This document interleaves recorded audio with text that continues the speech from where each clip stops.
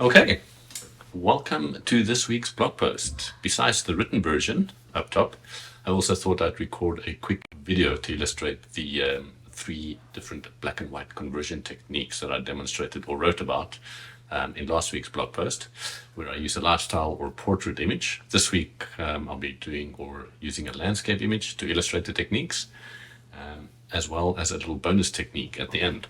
I hope you enjoy this video, and yeah, just a heads up, I'm not very good on video.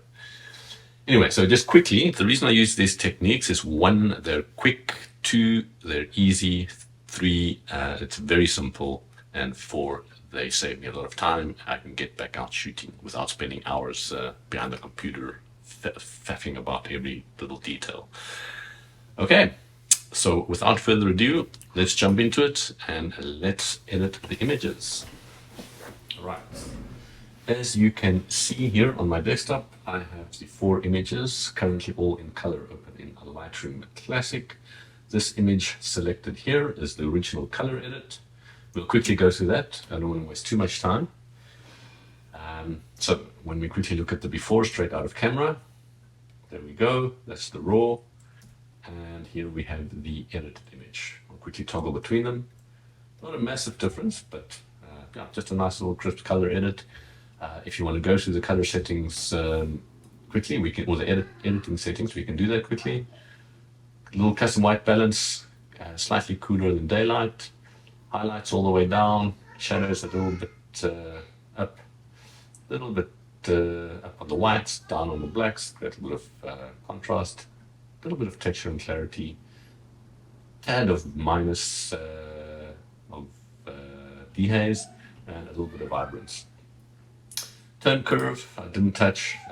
In my opinion, this is actually enough contrast in the color image. In the color panel, just shifted the dune slightly more towards red than orange, ever so slightly, not massive. Color grading, I didn't do anything. Detail, I like to sharpen with a little bit higher amount, with a lower radius and a lower detail setting. Masking, just so you can see, just so it affects the landscape detail, leaves the sky alone. No noise reduction, lens correction, obviously, no transform effects, a little bit of a vignette, and a tad of gray, which I quite like, especially on landscape images. Gives it just a little bit of not a film feel, but yeah, just adds a bit of something extra. Lastly, color calibration, or calibration, not color, sorry, calibration panel. This is really a very underrated little panel in Lightroom. I use this primarily to add some color contrast. Let's deactivate it so you can see the difference. I'll toggle between them. That's off, that's on, that's off, that's on. As you can see, it just gives a little bit of an extra color punch. And normally, or sometimes, I would do this color contrast step in something like Nik Silver Efex or Luminar. Both have a nice color contrast option or panel or adjustment settings, but this saves me that extra step. Anyway, so moving on. First technique we have was the color desaturate. So let's do it on this image. So this is the exact same color edit. And like I mentioned in last week's blog post, and as you can see in the writing up top, all we do here, well, all I like to do is go down to the HSL color panel, and here you can desaturate image by dragging each color channel down to -100. There you go. A nice flat looking black and white conversion, which you can edit further in a moment. What I do also is I actually save, let's actually reset that. So what I mentioned last week, or what you can do as well, is you save this, what I did as a preset, which I have here. So all I need to do is click on that, and as you can see on the right here, immediately image is desaturated. Right, so all I do then is I add some contrast using the contrast slider. Don't tell anyone that I don't use the tone curve. So that added just a nice little bit of contrast to the image, as you can see, especially here in the tree, which is the main subject. And in my experimentation, or my experience, clarity adds for me in black and white images, that just an extra little of nice little contrast and actually texture into the image. Texture for me a bit aggressive. Anyway, so I'll do that up to 50. You can see the nice effect it had on the sky there. Let's quickly toggle between that. So clarity off, clarity on, clarity off, clarity on. Very nice. And that is that. Nothing, very, like I mentioned, very simple, nothing overly complicated. And that is, that is the black and white conversion. A little additional tip, or with one extra step you can do, and the reason why I like to use this method is you can still use underlying color data in the image to increase contrast, or to lighten or darken certain aspects or certain parts of the image. For instance, we can click on luminance, we can click on the little circle, and if I want to darken the sky, which I quite like in black and white images, you can just click on the sky there. You see it recognizes the blue channel down there, and if you click and drag down, it darkens the sky nicely, and voila, finished. Moving on. Second technique I use, black and white treatment profiles here on the right. Same color edit, like I mentioned. All you do, click on the black and white. Perfect. Little black and white conversion. Then you can click into the treatment profile preset here. Adobe defaults, or Lightroom defaults to the Adobe monochrome preset there. Oops, open that up again. But what I like to do is go down to the black and white presets under B&W, black and white. You can cycle through them. From my experience, or in my opinion, number 12, especially with landscape images and a lot of sky, blue sky, 12 works quite well. It adds a nice bit of dark at the sky quite nicely, and adds a nice amount of contrast to the foreground. I'll just hover over it. No, yes, and no. Yeah, there you can see. So we'll select that one, and then you can decrease or increase the amount. I just leave it on 100. I think last week I didn't use a preset.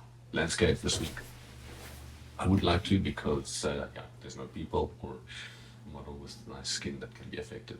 So we'll close out of that, and then because I've already applied the preset, I'll just add not as much contrast, maybe only 25, and clarity and also only 25. Perfect. That's it.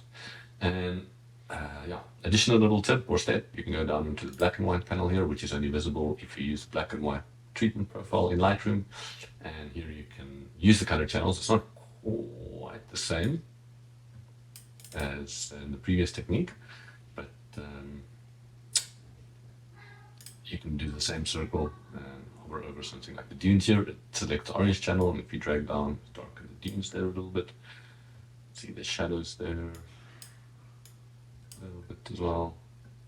This is the dead flat pan is more on the yellow side, so we drag that so it goes dark as well. So let's look at the before and after. That darkens the tree a bit much for me. So either we can reset that, or if we use the shadow slider, maybe we can get a bit of light back into the tree. Yeah, a little bit. So there we go. Edit done. Third technique which I mentioned, or which I use, is a gradient map in Photoshop. So we'll right click on the image, edit in Adobe Photoshop. Command 0 just to fill the frame or fill the window. I like to duplicate the background layer, don't ask me why. I feel it's just an extra step in non-destructive editing. And I'll show you now another reason why I do this actually. So from here, down bottom, right, click on that little circle there, brings up a little pop-up, and we'll select gradient map. And as you can see, immediately it gives a nice and punchy black and white image. A little bit dark on the tree. So what we can do is double click on the adjustment layer here, not on the mask, but over here. And then once we're in there, we can actually select the classic method, which is maybe a little bit flat. Not too bad. But if we stay on perceptual, we can click on the black white bar. It brings up the gradient editor. And here, if you just you can just quickly just give a quick click on the white, that'll bring up black point, white point, and midtones. And here, if we move the midtones to the left, that'll ease the transition from white. Okay, that's it, and there we go. So we can save that, maximize compatibility, yes please, and we can close the image. Additional little tip is with the image, with the layer that I've duplicated, if we quickly just make the gradient map layer invisible, is you can select that layer and go to, it's out of frame, but you go to image, adjustments, and desaturate, command or shift command U. So that's a nice flat black and white image. Then if you make the gradient map visible again, it's obviously quite strong. And now you can actually just blend it in with the desaturated layer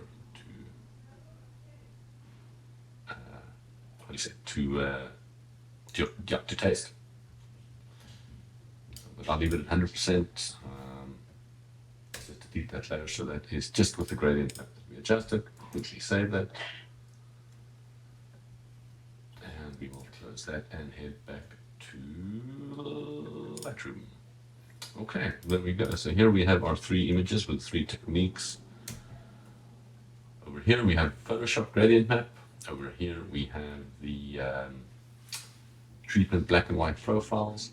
And here we have the color desaturate. So let's quickly have each one-to-one. Photoshop.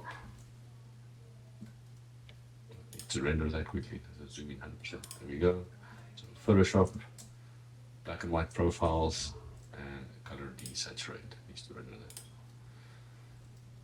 Looking at this, actually, normally color desaturate is my favorite method, but here black and white profiles with the black and white 12 preset actually very nice.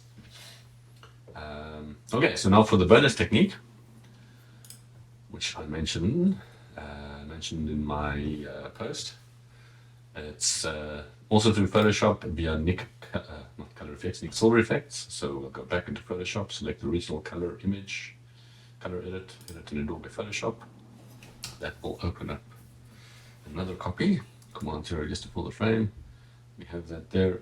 Now for this technique, actually, I like to duplicate the background layer and then desaturate it. So we'll go to Image, Adjustments, Desaturate, and then I will actually make that invisible, go back to the background layer, and then go to Filter, Nik Collection, and Silver Efex Pro 3. I know it's a paid plugin. The Nik Collection, it's not that expensive, and I don't use it that often, but it's nice to have in the back pocket every now and again for select cases. So I will save you going through all the different presets, but there are quite a few. What I like to use, especially for more sort of landscape images with a lot of sky, is this full spectrum. So let's click on that. As you can see straight off the bat, nice effect on the sky, darkens the blue sky, which I like quite a bit, and leaves the tree alone, especially the shadows. Doesn't darken it quite as much or not at all as much as the gradient map. If you want, you can play around with the sliders here. I don't really like to do that much, but there are a lot of options. But like I mentioned, or like the whole goal for this for these techniques is to save me time, or to save me time and get back out shooting. So click apply, work, click apply, there we go. And that will create an extra layer with the color effects. I'll move that to the top, and I will reactivate the desaturated layer. Now here we can bring it in as much as we want. In this case, because it left the tree alone nicely, I'll actually just leave it like that. So we'll leave it at 100%, save. And once it is done saving, please, there we go, close, and we can head back to Lightroom. Okay, so let's compare them quickly. So here we have Nik Silver Efex, here we have Photoshop Gradient Map, here we have Lightroom black and white profiles, and here we have Lightroom color desaturate. And that's that, done. Yeah, what more can I say? Let's quickly, okay, so we'll go. This is Nik Silver Efex, this is Photoshop Gradient Map, this is black and white profiles, and this is color desaturate.